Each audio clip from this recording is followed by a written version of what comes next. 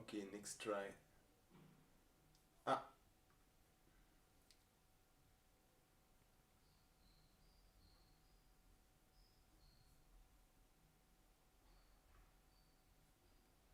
okay, now I managed.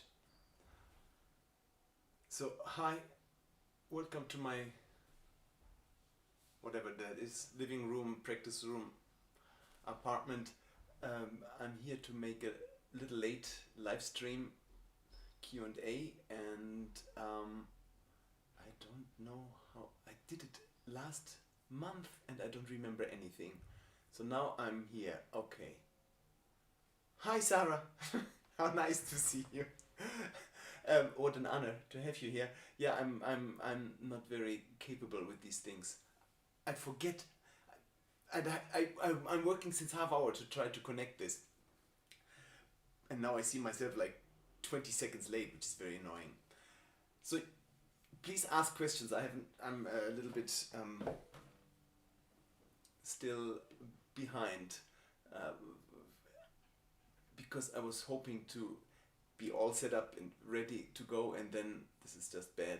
So actually I'm using a very good camera, but I'm seeing myself 20 minutes late in this live thing, and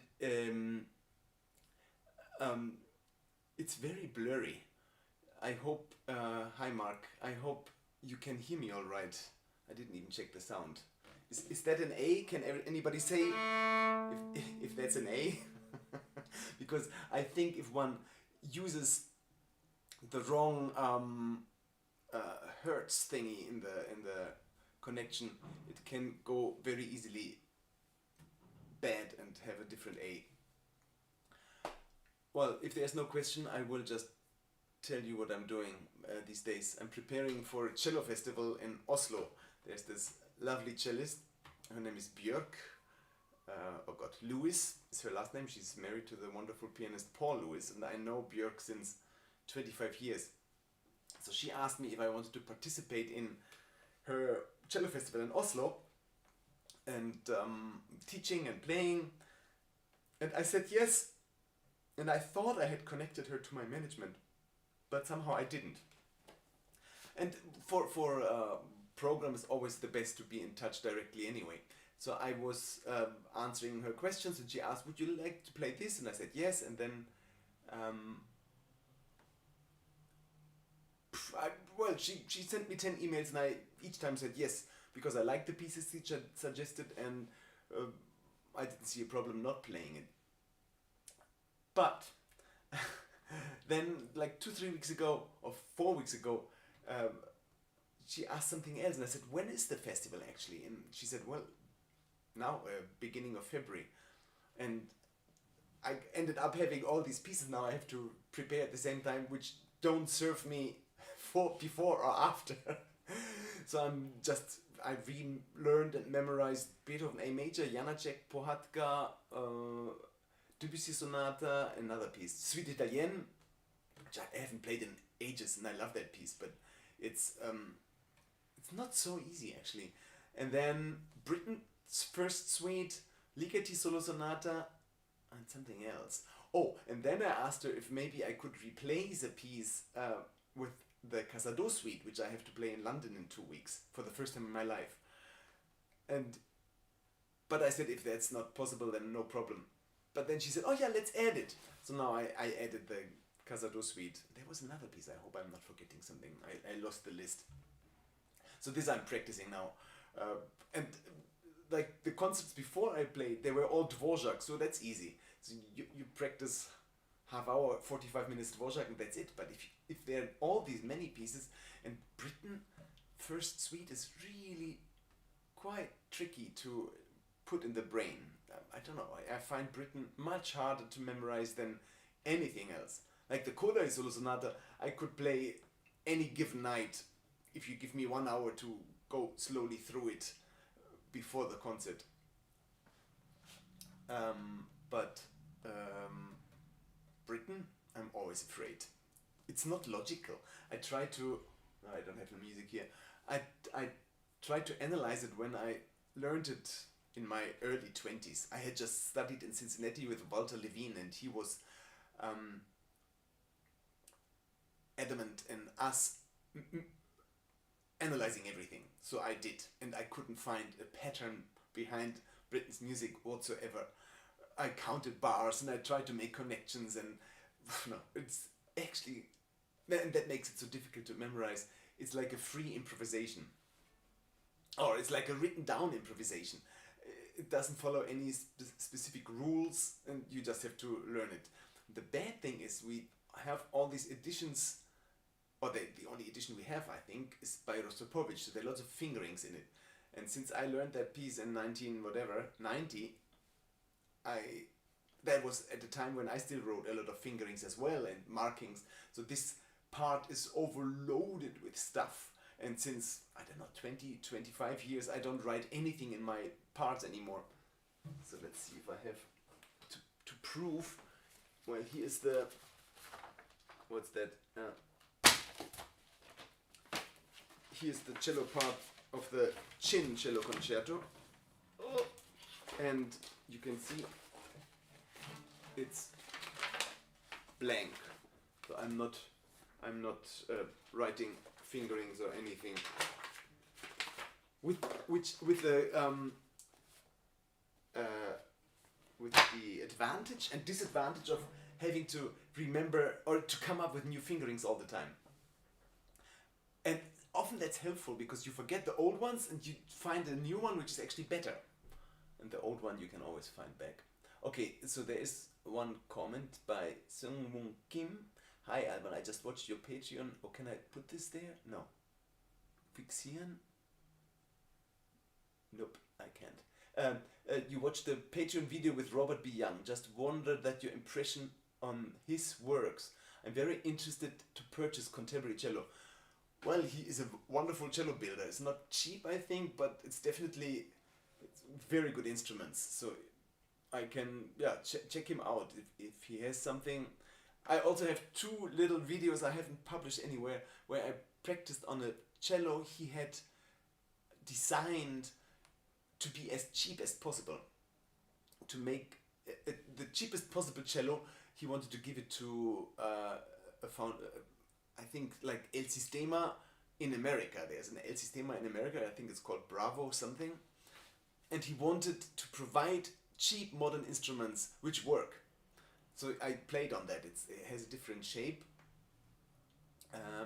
slightly different shape. I don't know why it's cheaper to build, but he did it and I played on it. It actually sounded not bad.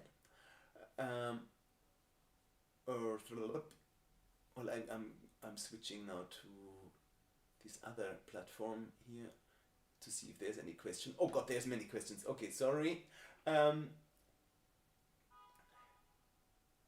Okay. Ji-Hoon Kim. I haven't practiced in the last few days because I'm currently sick. How do you get back into the instrument? Calluses feel soft. As always, I am doing my daily routines. So I didn't touch the cello for 3 weeks over New Year's and stuff. And it took me about 3-4 days, and my strings were very high. It took me 3-4 days to get back into shape. And the calluses come back. So do daily routines. Not mine, do your own ones, but just to move the fingers, bow and left hand, and you'll get back to it. Oh, Martin, good to see you. I won't forget our Elgar on February 17th. That's my least worry this month. Right after that I have this recital in London where I have to, it's with radio I think, and the Casado suite, which is not so difficult, but I don't make my life very easy by playing it a little bit faster than what I've heard so far in masterclasses. I've never heard the piece by a professional cellist, only masterclasses. And it struck me that most people playing it for me played it mostly in half speed, except one. He did it much better, but I checked now on YouTube just to see how long people take, and I read something with 15 minutes. And I timed myself and I'm like around 10 minutes. And then I found Janos Starker, who's actually also around 10 minutes. So the old guys, we play faster than the young guys. Very strange. Should be the other way around, shouldn't it? But I'm looking forward to our Elgar. And then after London, I have a concert in Duisburg where I play both Weinberg Concerto and Shostakovich. And the Weinberg is a gorgeous piece, and I played it only twice in my life.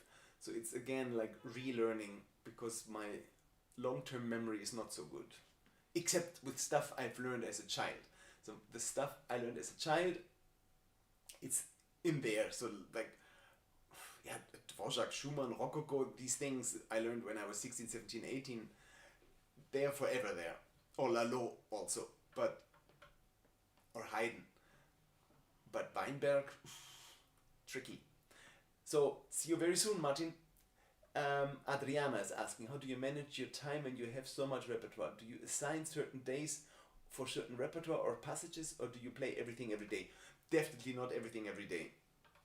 Except when it's a new piece I'm learning. I try to have that every day, like half hour or 1 hour to go through it. And I use my memorizing technique. And then it swims like with the other stuff. Luckily I don't, there is a piece written for me now, a solo piece by Gareth Knox, which I have to learn for May. So I'm giving that time until after my Weinberg. So what I do, I'm splitting, like here it's easy. I have the piece with piano, the recital repertoire, and then the solo repertoire. So one day I do the recital, one day the solo. So it's not too complicated. Thomas, another very good violin maker. You're planning to come to Oslo next week. Look forward to seeing you. Me too. Could you bring something to sharpen my end pin? It's very, very, very, very round. It's not really pointy. It's horrible. So looking forward to seeing you, Thomas. Hi, Ian. My dog's name, or my son's name. Oh yeah, here she is. It's Cleopatra. Cleopatra, come. Say hi. She's very sweet. I'm not a dog person, but my son wanted so much a dog, so we gave in, because he doesn't have a sibling. I mean, he has an older brother, but 15 years difference is not fair. So he's a single child, and he loves dogs. So we got this very sweet. It's a rescue, but she's more rescue for us. Okay, now Jihoon is asking Gofrilla or Guarneri. The Elgar on, well, it's the Gofrilla. I'm back to the Gofrilla. I couldn't find a sponsor, so I'm going to return it in London. I hope. I have to inform the good people who gave it to me. Okay, now I switch back to the other platform to see if there's something else. Uh-oh, this is frozen here. No, it's not frozen.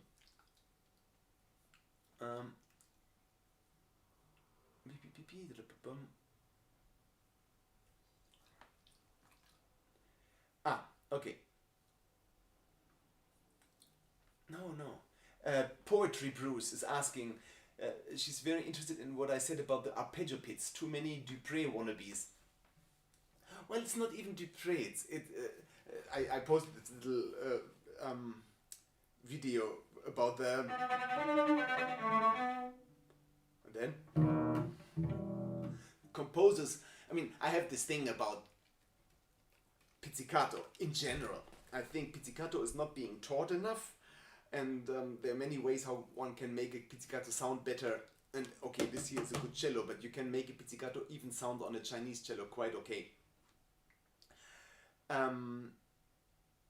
And so for all those who are not cellists, there are chords, and sometimes the composer pizzicato chords, and sometimes he writes this little blub, which means arpeggio, and sometimes they don't.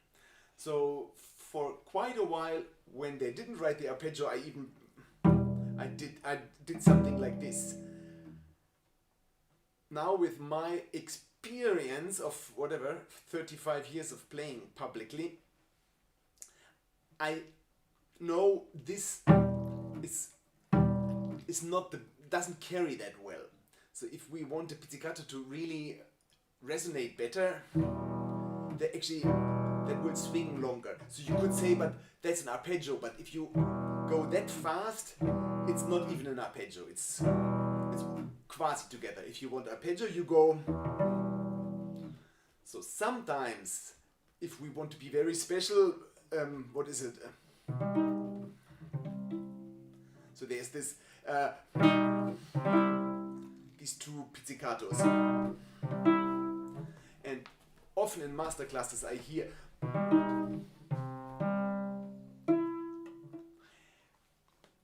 and I know where it comes from. I don't even know if Jacques Dupre is doing it. I have no idea, but I know that sometimes performers, including me, we tend to stretch it a little bit. If we want the surprise or whatever, the color change, you name it. I mean, it's a tool of interpretation. But whenever I hear it in a masterclass, often it's really just like 3 notes. They don't have the ba-ba-bum, pa-ba-pum, but rather ta-ta-tum, pa-pa-pum, and then this is not a arpeggio anymore. And that sounds anally retentive, and it's more that it doesn't make sense. It's as if I hear somebody speak Chinese and I repeat what I heard. It probably will sound horrible. And that's what happens and that's what I said in this little video, if we don't understand where the person coming from, and if we just repeat and we remember, oh, he plays them a bit slower, and from a little bit slower it becomes like a disconnected thing. That's my whole point. Then it's not even a good copy of the original or a close copy, but it becomes a caricature. Okay, sorry.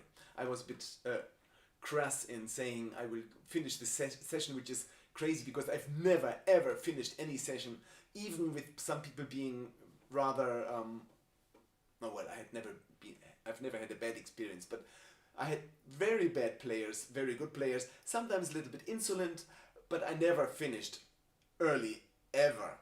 So that was an empty threat. Okay, is there anything? Another question. Let's see. I have to go to these other these 2 screens. Okay, now there are more. Okay, Adriana. I'm preparing Britain Suite number 1. Are there any tips? The last movement is quite challenging. I struggle with left-hand pizzicato when my finger cross more than 2 strings.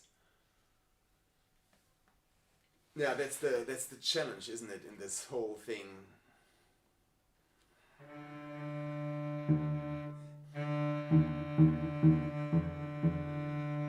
So I'm pizzing out.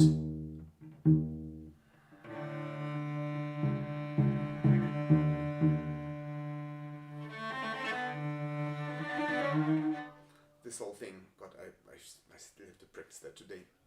But you're asking about the pizzicato, so that's you don't try to pitch this way, but can you see that? I pitch this direction, not this direction, because then it's not so bad, if that's what you mean. Otherwise, yes, the last movement is a challenge. It's very fast and quite tiring, and we need to produce some sound. It's not easy on those lower strings. Oh God, yeah.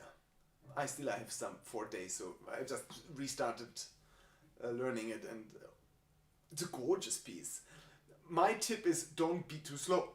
I mean, this is tempo 60. And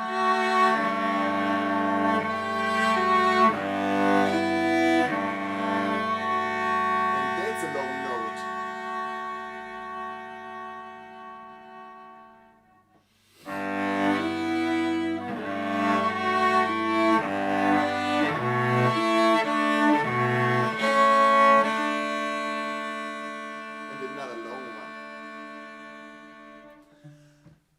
So keep it really in 3. I don't know, in my part it says it should last 21 minutes. I think I recorded it and it's 22, 23 minutes. And that doesn't mean much if they say it should last 21 minutes, but it's a direction. He doesn't want us to completely get lost. Also the lamento,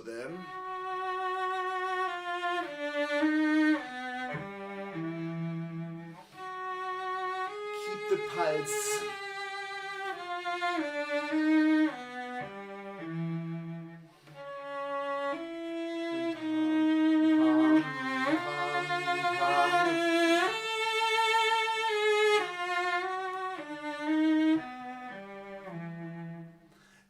So have this inner pulse. You could say, oh yeah, what for? Nobody else is playing. I can play as slow as I want. But you have an audience to lose. So if you have a pulse, you will drag them along. If you just play as slow and as meaningful as you can. And here's something I didn't discover. The conductor I played Dvorak with last week in America, in North Carolina, in Raleigh, Carlos Miguel Prieto. Wonderful guy and old friend, and he told me the story of Mahler's Adagietto. I don't know if anybody knows about that story, but I think Leonard Bernstein takes 14 minutes conducting that Adagietto. Mahler conducted it himself on some kind of tour, or I don't know, it's a couple of times in a row, and one of the orchestra members, maybe a percussionist or so, because he was not so busy in the Adagietto, he wrote down the timings, and Mahler went from 9 minutes to 7 minutes. He got faster, which made me so happy to hear, because I have this belief or theory that actually taking time is not really per se something positive or something mature. Sometimes not taking the time and daring to go where the line leads you and where you would sing, that takes more maturity and more guts to just take time and I pee at every other tree to put your little smelly mark. That's not, for me, that's not really great musicianship. So to see from one of the real genius musicians, I'm very careful with the word genius, but Mahler, because he was such a great composer and supposedly a fantastic conductor, if he plays a slow movement after a while a little bit faster, I mean, he didn't play it fast, but it's a love letter and it's a very intimate thing. So to keep it flowing and a letter tells a story, so you want to tell the story, you don't want to, oh, this is not, oh, poor me, you don't love me, but it's something tender and maybe surprising and not just as slow as you can. I cannot even finish the sentence slow. Sorry. So that made me super happy, because I sometimes made the experience that we play a concerto 2, 3, 4, 5 times, or a sonata or chamber music, and slow movements get slower and slower. And it's like a silent agreement to, oh yeah, let's take even more time, let's even take more time. And why not do the opposite? Why not move forward? So, and when I played the Dutilleux 3 times in Cologne last November, I asked the conductor, Susanna Melki, before the last performance, I said, let's try the second movement as Dutilleux wrote. Not so slow. There's a metronome marking, and actually out of cowardness or out of fear, I don't know, I haven't listened to recordings, so I don't know how fast or slow other people played, but I always played it slower than the marking. Strange. Maybe, yeah, I think it has to do with a certain fear. And I needed to take really a lot of courage to move ahead. Sorry, I should continue. Luis Alejandro Castillo is asking if I ever played the 3 romances by Schumann. No. I know them, I mean, they're gorgeous, but I've never played it. So feel free to play it. I think composers are usually happy if their music is being played. Never mind if it's on a different instrument than planned. Ji-Hun is asking if I could talk about pronation and supination, I don't even know what that is, and how you use it when playing a very slow passage that requires a gentle bow change. There we are with a bow again. Because bow is the biggest secret or the biggest problem for us string players. To figure out the bow means figure out cello actually. Left is one thing, but to work on your bow, important. And I think pronation is when people do this, no? I don't know exactly what it is, what pronation is. But I know a lot of cellists take their strength from here. And I've been taught differently, and whenever I teach differently as well. I try not to get my power from there, but rather still try to use my arm weight and even body weight. So here we need some muscle to still press down. I'm out of the picture. How do I go? I move a little. So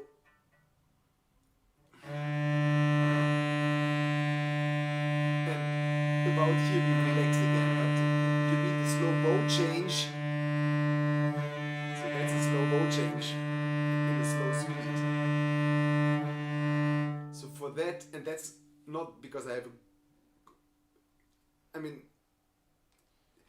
that's why I do my daily routines. Why I do every morning my banana bow, not my banana bow, Pergamenchikov's banana bow, to feel safe enough to actually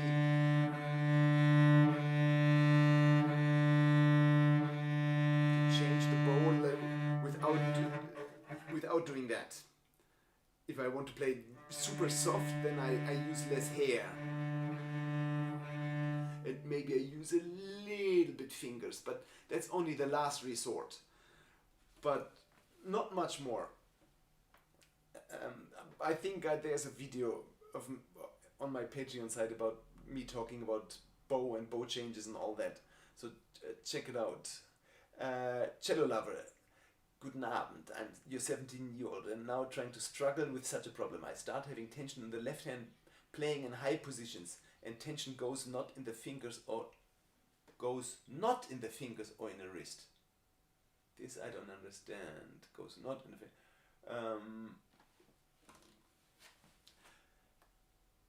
Probably then your strings might be too high. That is always a point, and maybe you're just playing too much pieces which are a little bit too difficult. That could also be. Whatever it is, I strongly recommend, again, not my daily routines, but some daily routines. You need to work. The cello is not an easy instrument. Our repertoire is not as difficult as that of the violin, but to master the cello is maybe a little bit less comfortable.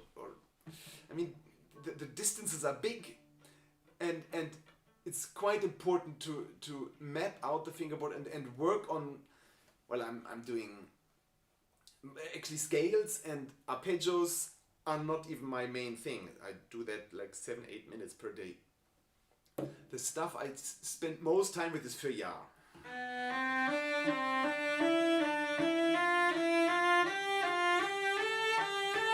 Over 2 octaves.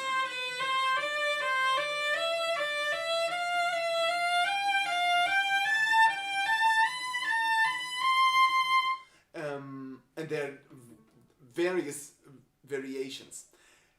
So this is good for intonation, even for sound. So I don't know if you saw or if you paid attention, but my bow is quite near the bridge. So that's I'm working sound and intonation and even bow changes, and also just endurance. And watch that I do technically the stuff right. So if you have some hiccup pressing down the string here, I don't know, we need to be as efficient as possible if we go up there. And any of these feuillard things, or one of the hardest one is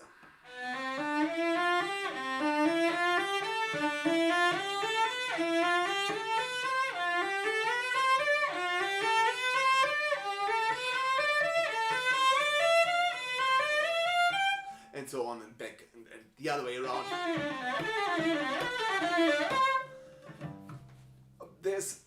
They're all explained on my Patreon site, so check it out if you feel like it, or find your own things.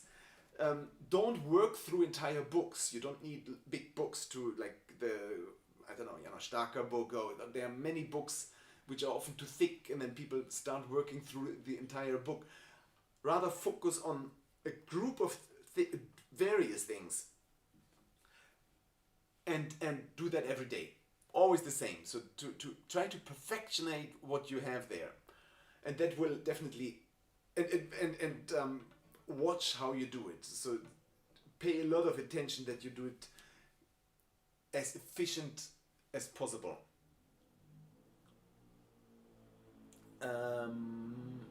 Adriana's asking, I will try pizzicato going out instead of India and things, blah blah blah. Doing, yeah, you were doing a slower tempo at the beginning. It's up to you. I mean, he writes tempo 60. I'm maybe even a little faster than 60. Definitely have some kind of direction there. I mean, it shouldn't go too fast. It's not a fast tempo, but feel it in 3 and even have your rubato. This.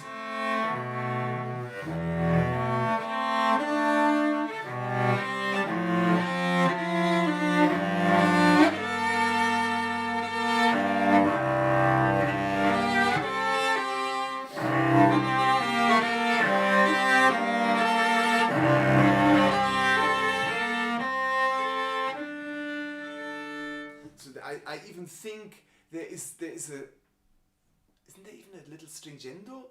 So move it. There has to be expression. It shouldn't just be ta ta ti ta. Think it in 3 and dare to move. I have to just check other here Instagram comments. Michael Hölpel is asking, what's your favorite Reger? Oh no, it moved. Reger suite. And when is your next concert in or around Hamburg? I don't know. There's nothing planned, unfortunately. And my favorite Reger suite, I know best the D minor because I played that. I learned that as a child. Unfortunately, the other two I recorded. I memorized and I recorded, but I don't even remember them much. I think they're all. Well, there's this something like that. Which movement that is? I played that a couple of times as encore after having played with an orchestra. Actually, I should use that again. That's a cool encore. Completely crazy. Well, I like them all, but the D minor I know best. So maybe I know. And Midgen Wonit asking für Jahr. Yes, für Jahr. Für Jahr is. Oh, sorry, yeah. Sorry. That is für Jahr number 9. I write it.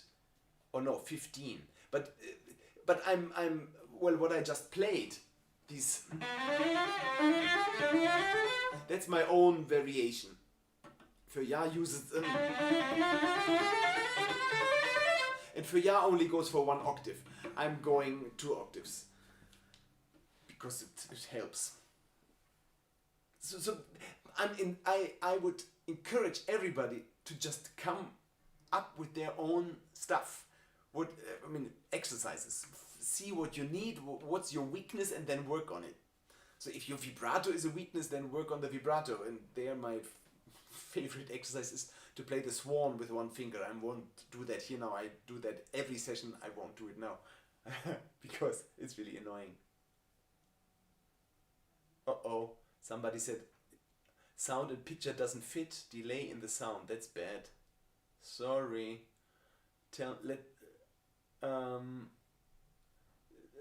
Please tell me if that's the case. Then I need to. I don't know if I can fix that. How does one fix that? In what direction is it? I think there is a way to do this. There is overlays. I hope it's only for you. Ian is asking for me to play the Shostakovich number 1 next time. Well, I was talking to Carlos Miguel. I would love. He likes and I love the Cello Symphony by Prokofiev. So maybe we do that, but we'll see. Anything, I'd be happy to play with this orchestra again.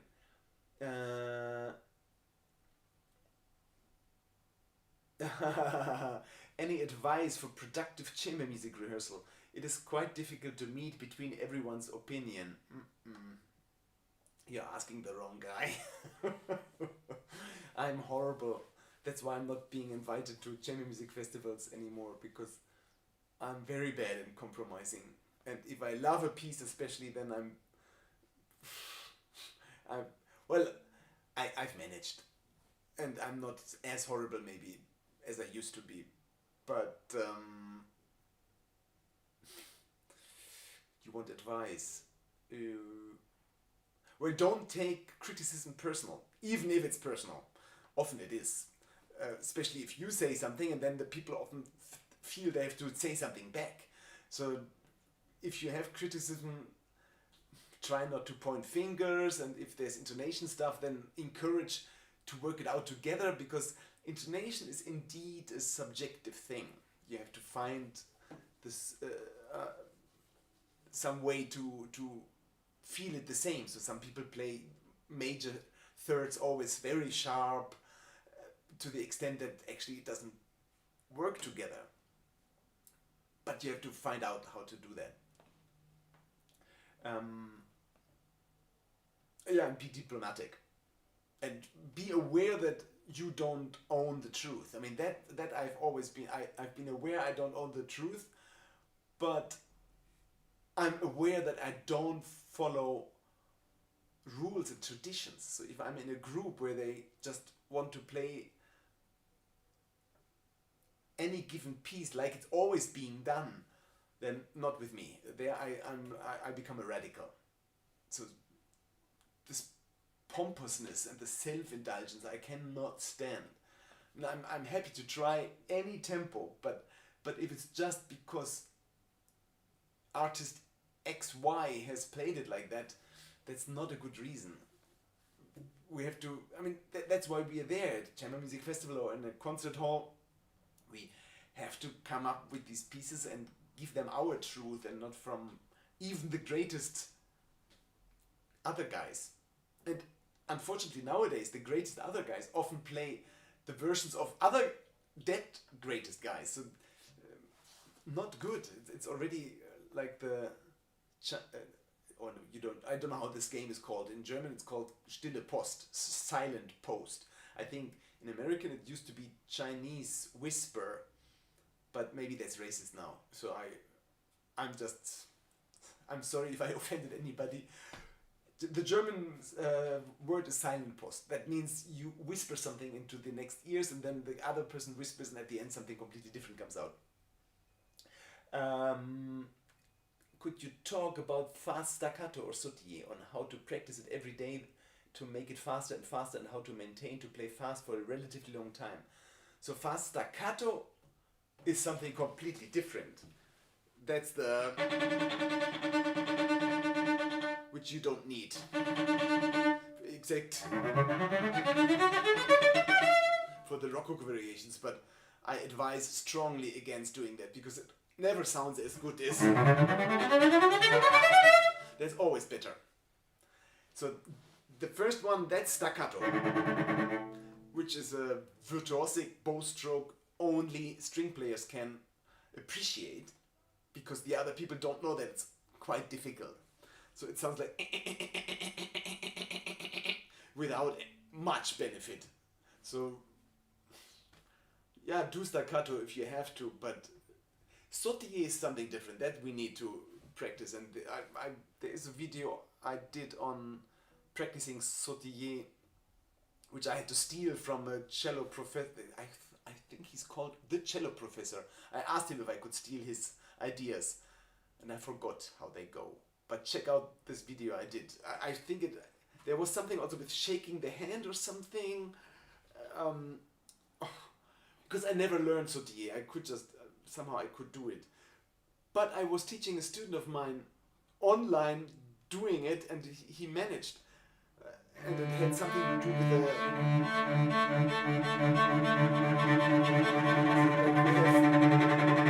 little circuits. So definitely it comes from a bow stroke in the string. So this is called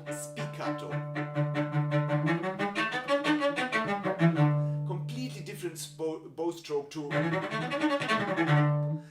That only goes fast. I mean, the slowest sautier I can do is like...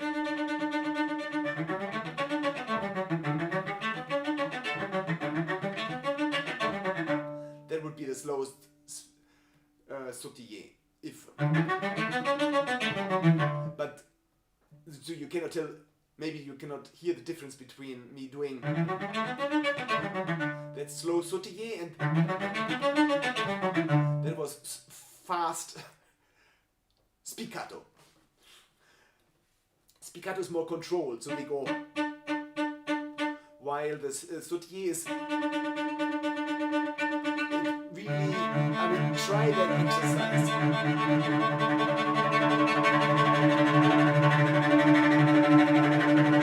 At some point you drop the higher string or the lower, whatever.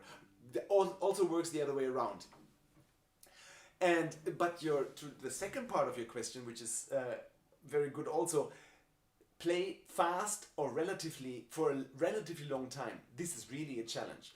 And coming to mind is everybody's beloved Elfentanz by David Popper, which is for me one of the most tiring pieces I've ever played. It lasts 1 minute 25 seconds, I think. At least that's what I recorded it in that speed. And it's so tiring. So how did I prepare for the recording, for example? I just practiced it every day about 20 minutes. Metronome. I start like...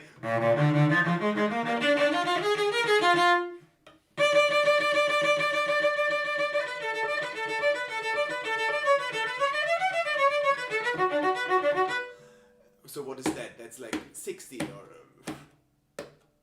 No, that's 75.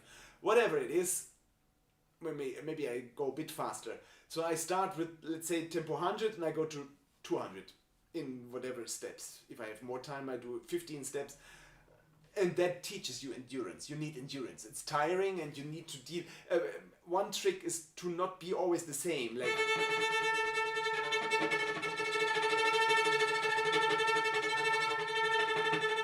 to have the...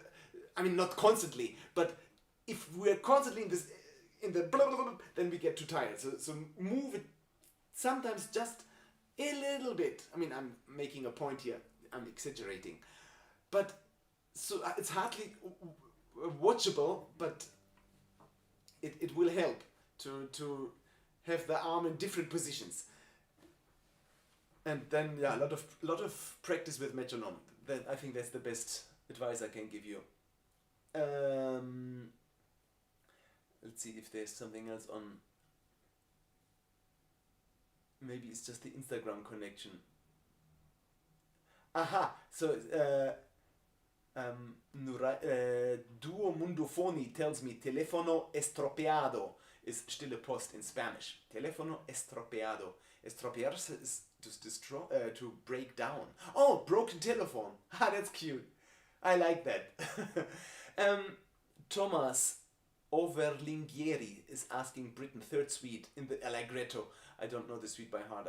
I memorized it by heart, but it's too long. How do you see the slurs on the pizzicato and grazioso part open C string? How do you deal with the rhythm 3-4 against 6-8? Ooh, sorry, I don't remember. It's too long ago. I recorded it 10 years ago. And I think I played it since then once, but... Poetry Bruce is asking that I'm good with trios. I don't know if I'm good with trios. I didn't say I'm bad. I just say that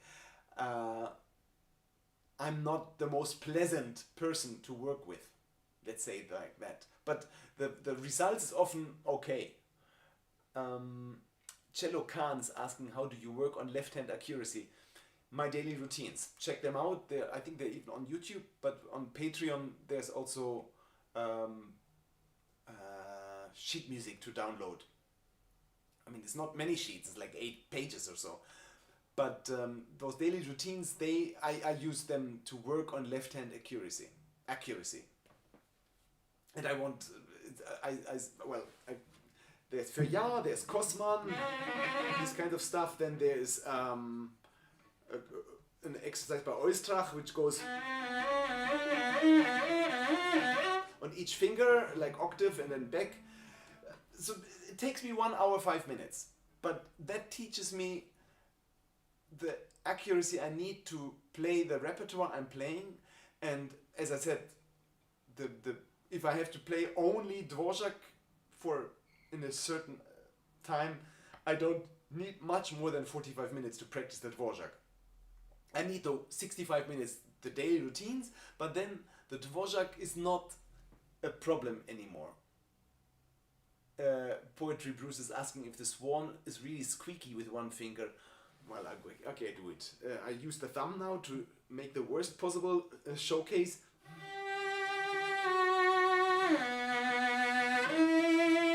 Well, it's out of tune.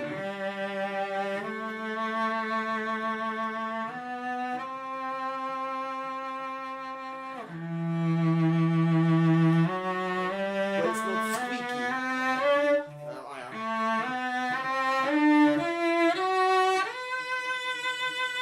Not squeaky, but a lot of glissandos. I mean, a little nicer is with the second finger.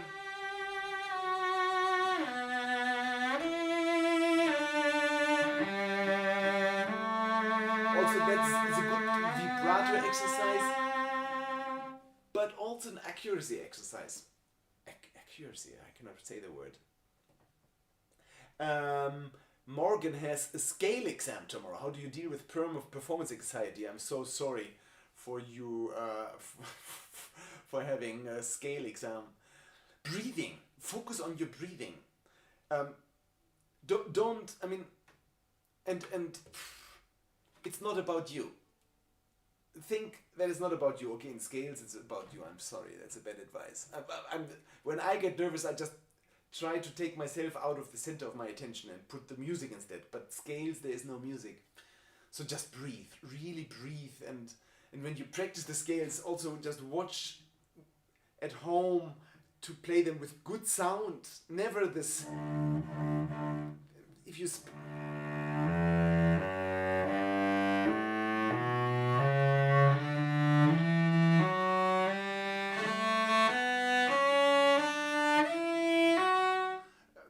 play them without vibrato, play them with vibrato, but always the sound really close enough to the bridge. And earplugs is for me very helpful, but don't do that for tomorrow. But they help me a lot with performance anxiety. Okay, now this is frozen again. This is a bad page. So I'm on the internet on an Instagram page and seeing the Instagram messages here, and then I have to switch back to the other one to see the other messages, and there's another one. Okay. Cello Lover is now going to work on Adagio and Allegro from Schumann. Have you ever played it? I'm really in love with this piece, but I have some difficulties with coordination in the Allegro part. Yeah, I love that piece as well, and I played it a lot. And practice it slowly. This is indeed...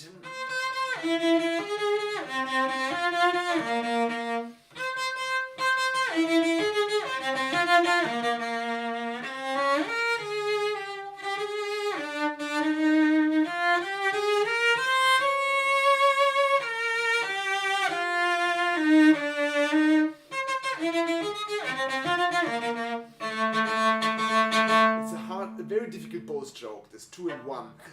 So bow.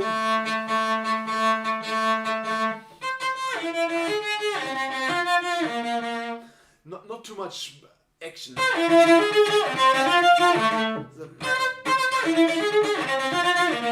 And shape it.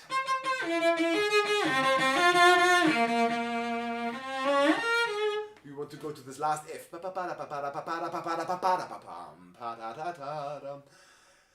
Is that the coordination you're asking? I mean, that's the hardest thing of the piece, I remember.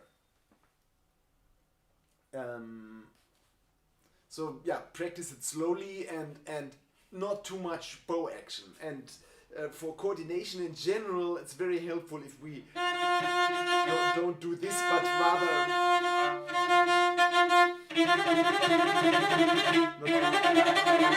if there's too much wrist involvement and fingers, it gets messy.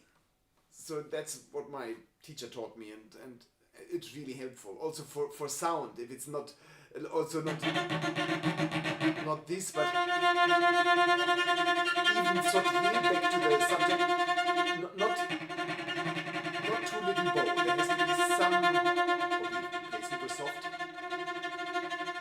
But if we play louder, we need a bit more bow. If we don't use enough bow, then sorry, I'm back to the sautiller question.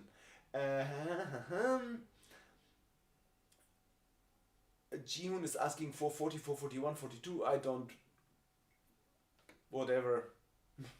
In that, I don't have a tuner, so I just do whatever happens. And then, if the orchestra has a different A, but actually, it's always the same. My cello doesn't change much. Okay, Ian said it's called telephone now. Ooh, that's a lame. I think they should call it broken telephone, like the Spanish. Ooh, advice for a student breaking up with their teacher. I've been working with someone for a year and we just don't jive well together, but I don't know how to end the relationship diplomatically. Well, do it like me. Close yourself in the bathroom and say you're not gonna come out for the lesson. But I was 10 years old. I guess you're a little bit older than that. Ooh, that's hard. It's not me. It's not you. It's me. Well, maybe really check advice on how to break up a relationship. I haven't broken up a relationship ever. Oh yeah, I did, but 40 years ago. In my adult life, I mean, let's say adult life starts with 25. I did not break up a relationship. Too cowardish. Anyway. Well, best is always the truth, isn't it? Hard. I mean, I'm not good sitting down with somebody and telling him the truth. I would probably write a long email. But better if you meet the teacher and just say, listen, I don't think it's working out and I don't like you anymore. Can you please explain how to play without tension on the tip of the bow, especially on the A string? Well, we need tension. There is no way. Well, you could if you play soft, then. But there is, even if you play soft, there is tension. If you take my bow away, there's tension. So the question is how you deal with it. One very important advice: just don't go to the tip too often. I see people using the entire bow all the time, and that's tiring because we need a little bit of strength here. If we play here, like,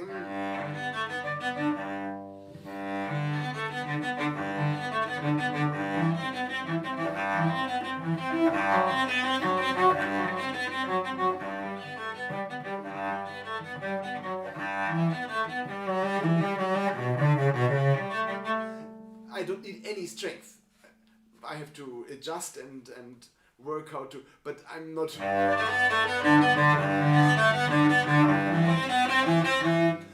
There I'm losing a lot of energy for not much effect. So practice feeling comfortable at the frog, and to train your tip. My second daily routine is Piatti number 1, very slow. That was bad. And watch my elbow, it's always moving ahead of the wrist in a way. But my wrist is not really doing anything like this.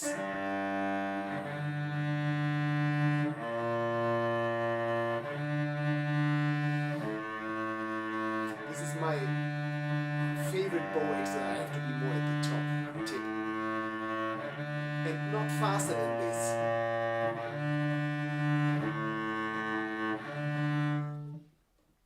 And you see my shoulder is low and my elbow is not low, but it's not up. It's like one line. And this exercise, I swear on it. I mean, I've driven people mad trying to teach that. Because it's not easy. This kind of, that the elbow goes first and then the bow follows. That's the idea. So it's like this thing, and that helps for bow change, not only at the tip. It helps everywhere. It helps for the better feeling of the bow, how you grip the bow. I mean, I love that. But only super slow and only the first 8 bars. I don't know the rest of the piece. I learned it when I was 17, 18, but I haven't played that since then. Yeah, my shoulders start to raise and finger tenses on the tip. Yeah, don't raise the shoulder. And long bows. Just keep the long bow to the end and train to stay there.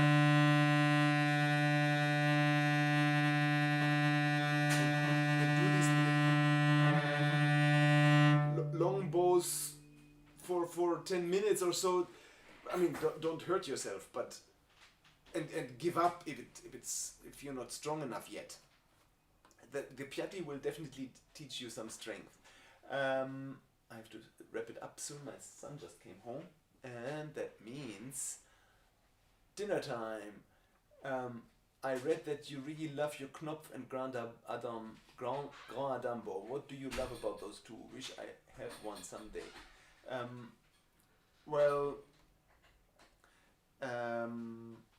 Both. One second. Yes, sir.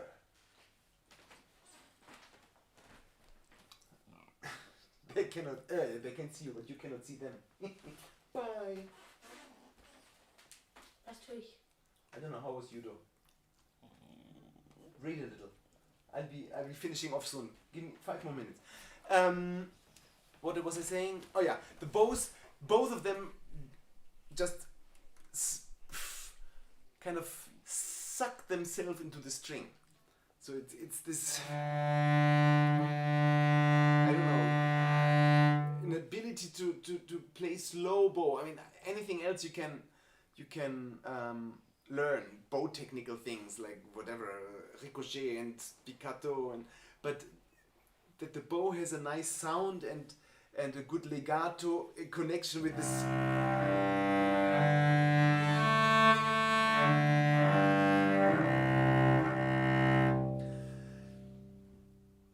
Obviously that's our arm, but also the bow which just goes into the string as deep as possible. That's for me the most important. And that's what I loved about the Kittel, which broke 6 times, so now I still have it, but it's not the same. Now I'm only using the Grand Adam for concerts. I keep it for concerts, and with substitute bows I use the other one. Hello Johan! Breathing and singing with your own voice, is this important to you and why? Well, breathing important to overcome any kind of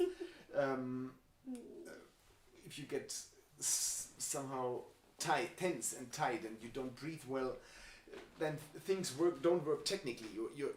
And if you breathe, then this is freer and you can move like that. So I often with difficult passages, I just like the other day.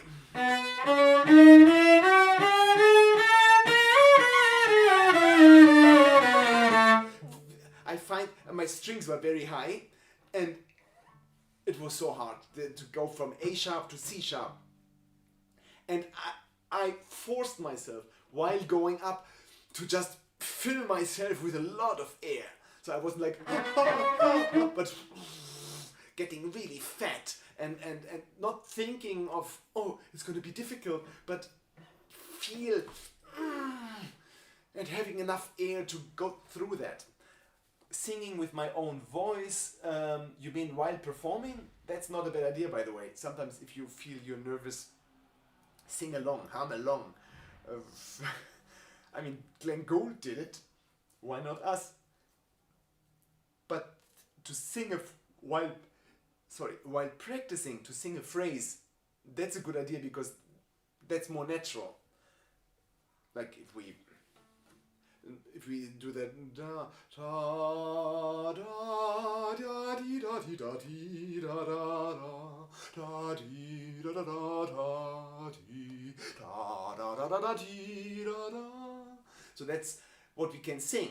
And then we play the cello, and it's a different story, because we have so to have in mind how we want it to have.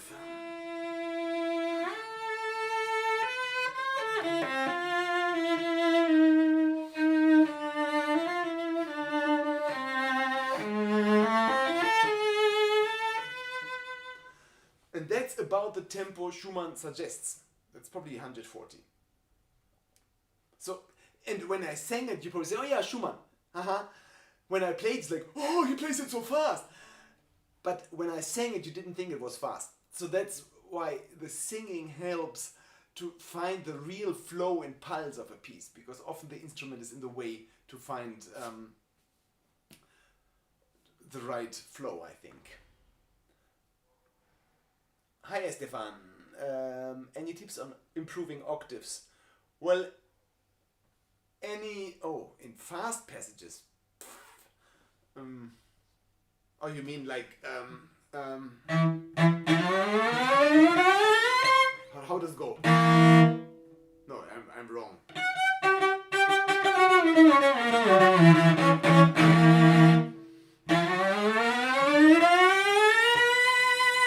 That was bad.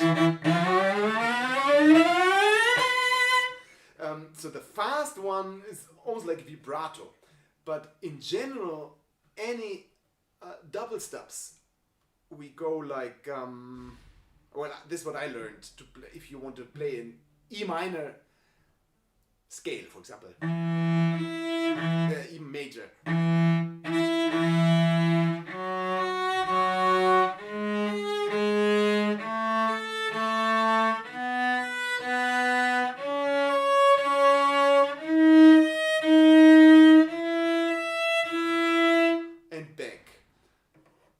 And if it's out of tune, you don't correct. Okay, so. Okay, that was a bit exaggerated, sorry.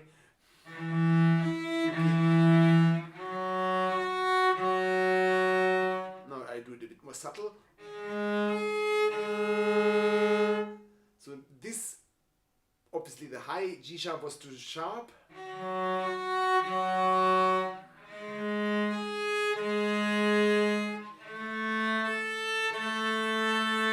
And you see where my bow is. So quite in the string. Next one would be.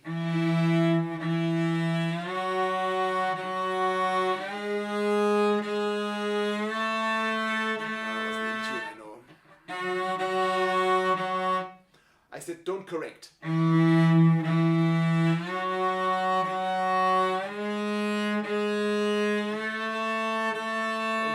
feel the shift coming from the left shoulder. Don't go like but rather So you move your entire shoulder and body in when practicing like that. And then the last step would be.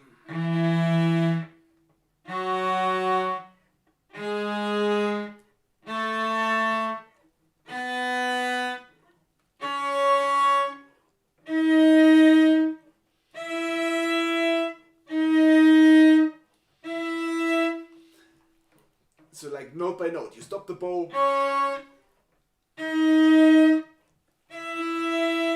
bit sharp. The D sharp.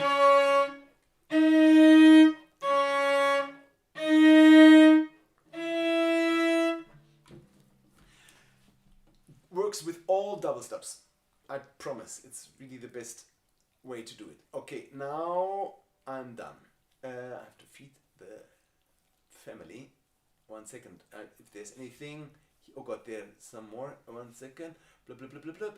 Is it like someone being chased through a forest? Oh, I lost the one. Schumann. Oh. Well, you're all very welcome. Thank you for watching. And there any experience with stage fright, tightness in the body on stage? And if yes, maybe some thoughts. Well, I answered it in the previous question. Breathing and mentally taking yourself out of the center of your attention. It's not about you, it's about the music. And well, yeah, this is as much as I know. And practice the basics. Often people play pieces which are too difficult for them, and that's not really helpful. Poetry Bruce is asking my ordinary. I have special made earplugs, but I often played with the blue foamy ones, killing it for 32 degrees, 32 decibels, which is quite brutal. And then some. What strings are you using? I'm using. Oh God, I'm so bad with names. Larsen. And D. Klein is asking, Haydn D major second movement recapitulation. Do you play D or A string? Oh, you mean the.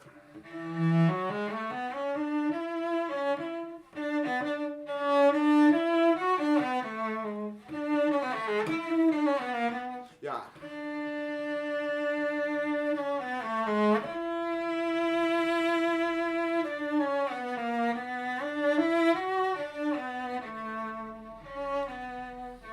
But you see, when you do that on the D string, bridge. Here, it sounds lovely maybe in your living room, but in a concert hall, forget it. And if you do it in an audition with a curtain there, you just sound like hot air, or not even hot air, lukewarm air. Why is that? Oh no, I cannot use anything here. This is the worst connection. I'm quite sure that. Oh yeah, now it doesn't work. The page doesn't work. Okay, now it works. Okay, no, it's all done. I answered everything. Good. Then have a lovely week, and I hope to do that again soon enough so that I don't forget how it works. Thanks a lot. All best. Bye.